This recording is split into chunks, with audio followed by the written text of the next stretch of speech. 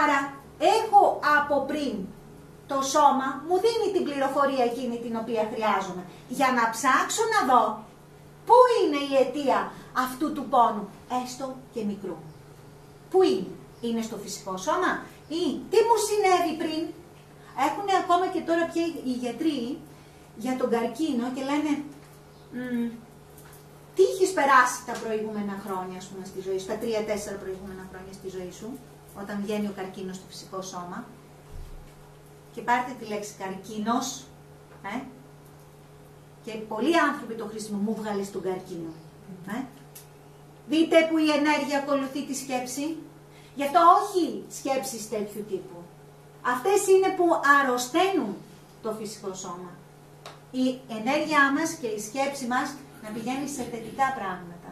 Ακόμη και αν δεν μπορούμε να το αλλάξουμε, ας το γυρίσουμε. Δηλαδή, αν έχουμε έναν θυμό, ας το κάνουμε δημιουργικό το θυμό μας. Έτσι, ας κάνουμε πράγματα τα οποία να έχουν μέσα μία δημιουργία. Η ενέργεια ακολουθεί τη σκέψη. Και εμείς χρειαζόμαστε όλοι εδώ που είμαστε τώρα να εστιαζόμαστε στο φως. Στα θετικά. Το χρειαζόμαστε και εμείς σαν άνθρωποι, αλλά και η πατρίδα μας, παιδιά. Έτσι, συλλογικά. Να είμαστε εμείς, όχι εγώ. Εμείς, όλοι εμείς. Γιατί όλοι εμείς, αν ανάψει ο καθένας ένα κεράκι και λάμψει, θα ανάψουμε όλοι μαζί το φως του κόσμου. Νομίζω ότι εμείς, πάμε στο εμείς πια. Και καλό είναι να δούμε και αυτό, γιατί τα σώματά μας είναι εμείς. Εμείς, το σώμα μας λειτουργεί όχι ως εγώ, το κάθε όργανο ξεχωριστά, αλλά ως εμείς. Δηλαδή το σηκώτη συνεργάζεται άψογα. Το σπλήνας, το στομάχι, τα έντερα συνεργάζονται άψογα. Είναι ένας τέλειος ζωντανός οργανισμός. Μα έτσι είμαστε κι εμείς, όλοι εμείς. Ας εστιαστούμε λοιπόν, γιατί η ενέργεια ακολουθεί τη σκέψη, σε θετικά πράγματα. Και στο φως της πατρίδας μας, παιδιά, το λέω με όλη τη συγκίνηση που μπορώ να το πω, αλλά στο φως της πατρίδας μας. Γιατί αξίζει αυτή η χώρα να είναι εστιασμένη στην ενέργεια και στο φως. Της αξίζει. Ευχαριστώ πάρα πολύ.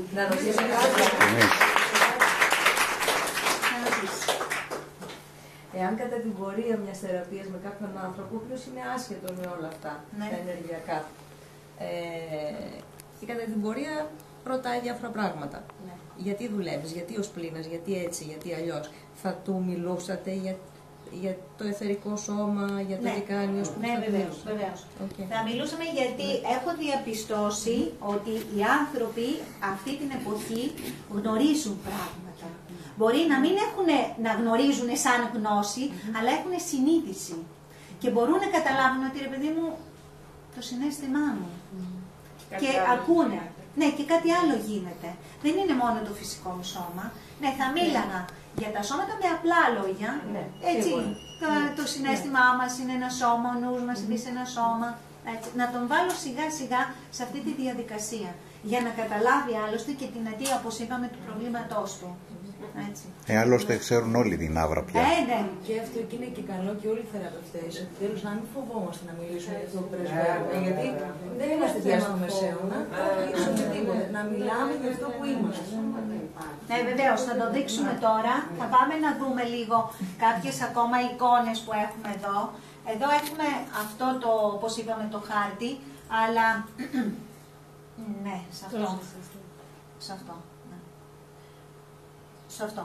Βλέπουμε εδώ, κάτω λίγο προβολή, έτσι, πράγμα. Κάτω μία πέρα, μία ακόμα, είναι το προηγούμενο που είδαμε. Άλλο ένα. Εδώ. Αυτό είναι το ενεργειακό πεδίο του ανθρώπου, έτσι. Εδώ έχουμε το φυσικό σώμα, έχουμε το αιθερικό σώμα, το συγκινησιακό, το νοητικό, το βουδικό. Και η άβρα του ανθρώπου, για να σας λύσω και την απορία, εκτείνεται ανάλογα με τη συνείδησή του. Αν ο άνθρωπος, παραδείγματος χάρη, έχει συνείδηση του συναισθηματικού του σώματος ή του νοητικού του σώματος, η άβρα του εκτείνεται μέχρι εκεί. Αν έχει παραπάνω στο ενωρατικό πεδίο που λέμε εδώ, τον κόσμο των ιδεών, εκτείνεται πιο πέρα. Ανάλογα λοιπόν με τη συνείδησή του, ανοίγει και το ενεργειακό του πεδίο. Πάμε λίγο στο άλλο που είπαμε για να δούμε, να δείξουμε λίγο πώς είναι ένας άνθρωπος με το ενεργειακό του πεδίο.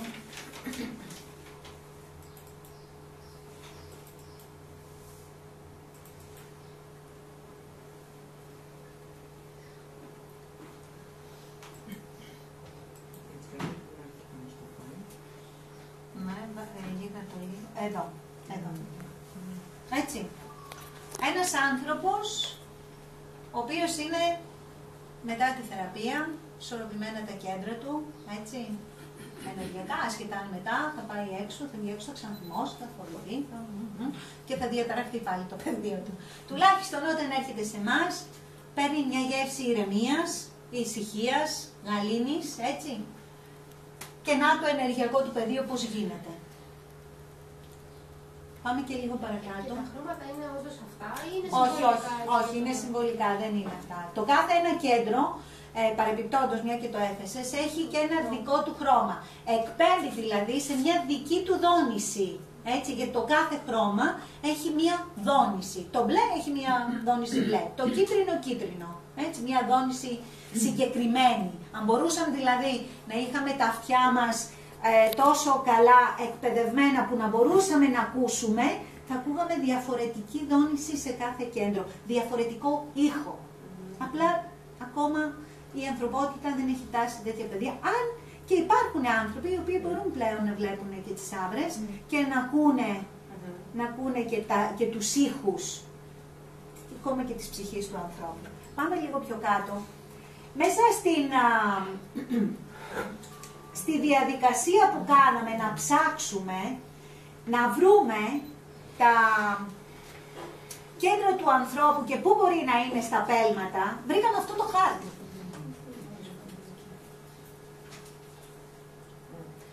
Απάνω λοιπόν στην κορυφή του ποδιού είναι η σπονδυλική στήλη, έτσι. Πάνω στη σπονδυλική στήλη, εφόσον τα κέντρα είναι εκεί. Στο επάνω μέρος λοιπόν του ποδιού είναι το κέντρο κεφαλής. Λίγο πιο κάτω, λέει κέντρο άσνα, είναι το κέντρο ανάμεσα στα φρύδια. Είναι λίγο πιο κάτω, στο κοκαλάκι θα λέγαμε, είναι το κέντρο άσνα. Το κέντρο λαιμού που είναι στην περιοχή του λαιμού, έτσι. Λίγο πιο κάτω, εκεί που δουλεύουμε το θύμο αδένα, εκεί στο κότσι θα λέγαμε, είναι το κέντρο καρδιάς. Λίγο πιο κάτω βλέπετε, περνάμε την φάλαγγα και φτάνουμε στο οστό. Είναι το κέντρο ηλιακού πλέγματος, δηλαδή αν με το δάχτυλό σας πιέσετε τη σπονδυλική στήλη θα το βρείτε αυτό. Και μετά κέντρο ιερού, που είναι πάλι, βλέπετε, σε πιο οστό, μπορείτε και αυτό να το βρείτε. Και κάτω-κάτω, στο πίσω μέρος, είναι το κέντρο βάσης ή το πρώτο τσάκρα, ναι. Να τα θυμηθώ κι αλλιώς. Και συνήθως κατά τον Άντωνι Πόρτερ, να προσθέσω λίγο κάτι στην προηγούμενη διαφάνεια. Στο κέντρο βάσης εκεί πέρα δουλεύουν για τη μέση, για προβλήματα μέσης και είναι και πολύ επώδυνος σε ανθρώπους που έχουν προβλήματα μέσης. Πάρα πολύ. Πάμε στο παρακάτω. Εδώ βλέπουμε τη ροή της ενέργειας, έτσι με τα κέντρα, έτσι ένας χάρτης που τον φτιάξανε και θα δούμε και εδώ, θα σας πω και αυτή την τεχνική έτσι και μάλλον δεν έπρεπε να σας τα βγάλω και φωτοτυπίες για να τα έχετε. Ναι. Θα σας τα πω όμως εδώ, μια και το έφερε έτσι, το πώς ξεκινάμε να κάνουμε τη θεραπεία σε ενεργειακό επίπεδο ή όταν κάνουμε την κλασική ρεφλεξολογία. Μπορούμε να ξεκινήσουμε και από αυτό. Ξεκινάμε δηλαδή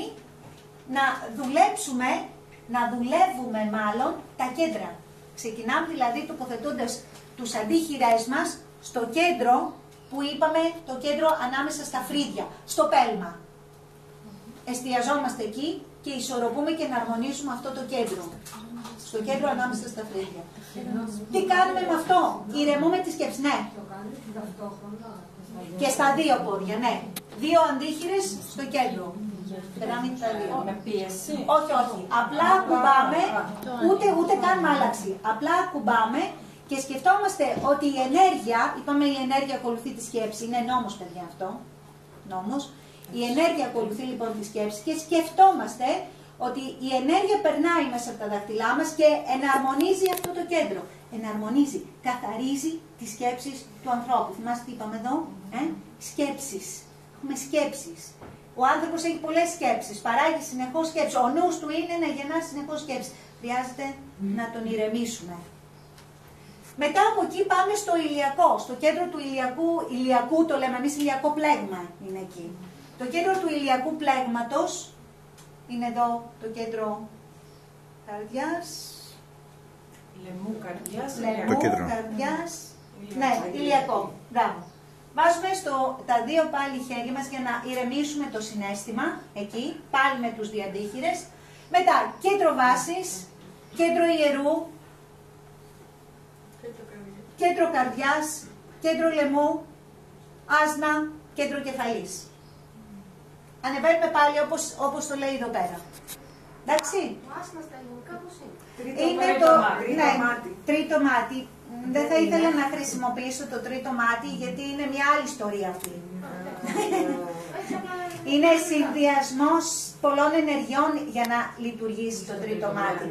Αλλά το λένε και τρίτο μάτι επειδή είναι ανάμεσα εδώ. Αλλά δεν είναι τρίτο. Το έκτο ενεργειακό κέντρο. Ναι, το έκτο ενεργειακό κέντρο ή κέντρο ανάμεσα στα φρύδια. Έτσι. Να ρωτήσω κάτι. Έχει σχέση με ποια ροή θα κάνουμε αυτές τις τεχνικές, δηλαδή από κάτω προς τα πάνω ή από πάνω? Όχι, βάση αυτής. Από πάνω. Ναι, μόνο. Γιατί ηρεμούμε τις σκέψεις, ηρεμούμε το συναίσθημα και μετά ανεβαίνουμε όλα τα κέντρα, εξορροπώντας στην ουσία όλο το ενεργειακό πεδίο του ανθρώπου. Ναι, τα κέντρα. Με τη σειρά που τα βλέπουμε... Με τη σειρά που τα βλέπετε εδώ. Ξεκινώντας από το μεγάλο δάχτυλο. Ξεκινώντας εδώ, το άσνα, από το μεγάλο δάχτυλο. Και μετά πηγαίνουμε στο ηλιακό πλέγμα. Έτσι ξεκινάμε. Δεν πάμε με τη σειρά. Όχι. Ξεκινάμε εδώ, λέμε στο άσνα, στο τρίτο μάτι, κέντρο ανάμεσα στα φρύδια. Ηλιακό πλέγμα, κέντρο βάσης, κέντρο ιερού, κέντρο καρδιάς, κέντρο λαιμού, κέντρο κεφαλής. Έτσι. Ναι. Και πάμε και λίγο παρακάτω, γιατί έτσι ανοίγουμε την ενέργεια. Για να δούμε παρακάτω πώς την κλείνουμε. Αυτό είναι στο τέλος της συνεδρίας. Στο τέλος της συνεδρίας κλείνουμε αναζέργη. Κέντρο βάσης, κέντρο κεφαλής, τα χέρια μας. Κέντρο ιερού, κέντρο λαιμού και κέντρο ηλιακού πλέγματος, κέντρο καρδιάς. Κλείνουμε μετά την ενέργεια. Πρώτα στο ένα πόδι και μετά στο άλλο πόδι. Όποιο και να είναι δεν μας πειράζει, είτε δεξί δηλαδή είτε αριστερό. Μπορείτε να το δοκιμάσετε αν θέλετε, να το δοκιμάσετε και μόνοι σας, να ανοίξετε τα κέντρα το ενεργειακό πεδίο του ανθρώπου και μετά να το κλείσετε.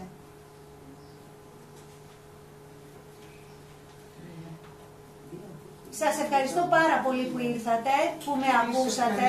Εμείς ευχαριστούμε πολύ. Να είστε καλά.